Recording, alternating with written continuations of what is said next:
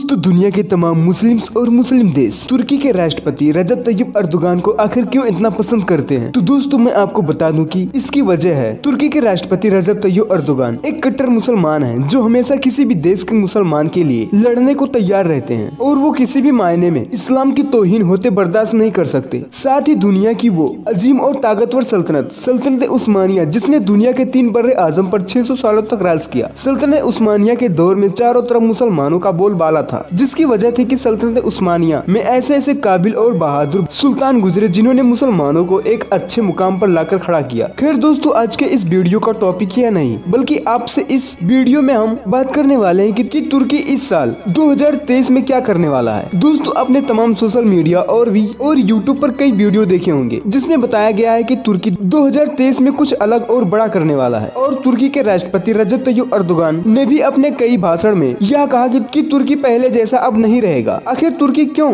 शताब्दियों से इस साल 2023 का इंतजार कर रहा था? आखिर तुर्की 2023 में क्या करने वाला है? तो दोस्तों, जानने के लिए वीडियो के अंत तक बने रहें और वीडियो को एक लाइक करके चैनल को सब्सक्राइब कर दीजिए। दोस्तों, हमें इसके इतिहास को जानने के लिए आज से करीब 100 साल पीछे जाना होगा। 1923 में फर्स्ट वर्ल्ड वार में करोड़ों लोग अपनी जान गंवा चुके थे और इस्लामिक दुश्मनाना देशों को भी ये मौका मिल गया था कि उन लोगों ने दुनिया की सबसे बड़ी और लंबे वक्तों से चलने वाली सल्तनत को खत्म कर दिया। हालांकि इतनी बड़ी सल्तनत को खत्म करना इतना आसान नहीं था। इससे पहले दुश्मनों ने सल्तनत में अपने तमाम जासूसों को बैठा रखा था, जो अंदर से अंदर सल्तनत उस्मानिया की दीवारों को खोखला कर रहे थे। अगर दोस्तों अपने इर्द-गिर्द गाजी सीरियल देखे होंगे तो जानते होंगे कि किस तरह दुश्मन मुसलमानों से जंग में लड़ने के बजाय अपने जासूसों के जरिए तमाम जालसाज करते नजर आते थे, क्योंकि उनको मुसलमानों की ताकत का खौफ होता है। इसलिए जंग में आमने सामने के बजाय जासूसों के जरिए अपने उस जंग को अंजाम देते हैं। यही हुआ 1923 में। तुर्की के अपने जासूसों ने खिलाफत उस्मानिया को बहुत ही कमजोर करके रख दिया और तुर्की के सामने कुछ शर्तें भी रखी।